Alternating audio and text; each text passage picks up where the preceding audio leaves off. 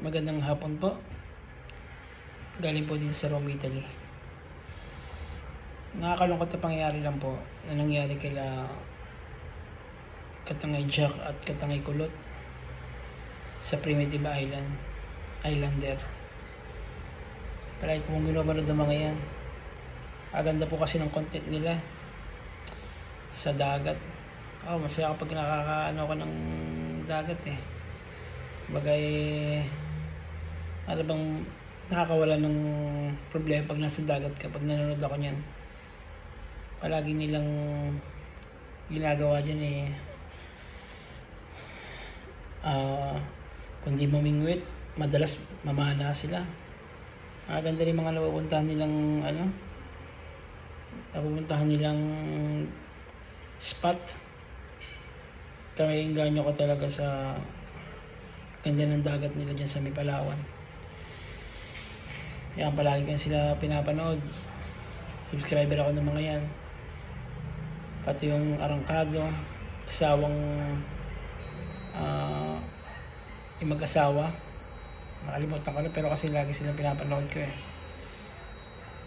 Nakikiramay po kami sa inyo. Nakikiramay po ako sa inyo. Nakakalungkot. Sana pagtibayin yung loob nyo. Primitive Islander. Alam ko malaki nawala sa inyo dahil nawala yung dalawang batikan.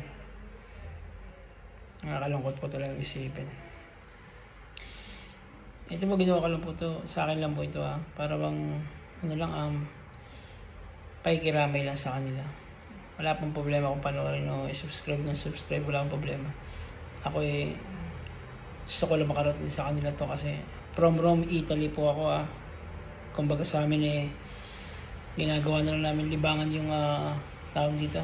Pagbablog ng ganito kasi unang-una nakakatawa na. Tapos pangalawa magiging mo pa to, remembrance hindi mawawala kung ano pong ginagawang video. Ulitin ko po, nakikirami po ako sa pamilya nila Katangay Jack at Katangay Kulot. Condolence po sa inyo. Naway maging matibay pa kayo. Maging matibay kayo, Primitive Islander. Lagi po ako nakasuporta sa inyo. Sana po lagi rin kayo mag-iingat sa mga gagawin yung vlog. Maaari sana mamingwit na lang kayo para sa akin kasi siyempre sa nangyari sa inyo, napakalungkot, dalawang sabay. Kahit naman kami mga manonood nyo, malungkot din nyo kasi sinusubaybayan namin kayo Tapos ganun pa kayo nabigla, nagulat nga rin ako, may nakita akong ganun. Kaya inalam ko, kasi naging busy rin ako itong mga araw na to.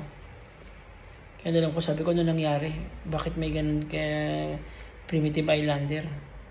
Kaya doon ako yung pala nadala silang dalawa pa silang sabay. Nakakalungkot isipin. Tapos puso kong pakikiramay ko. Ingat po kayo lagi sa pag-vlog. Condolence po sa pamilya ng dalawang nasawi.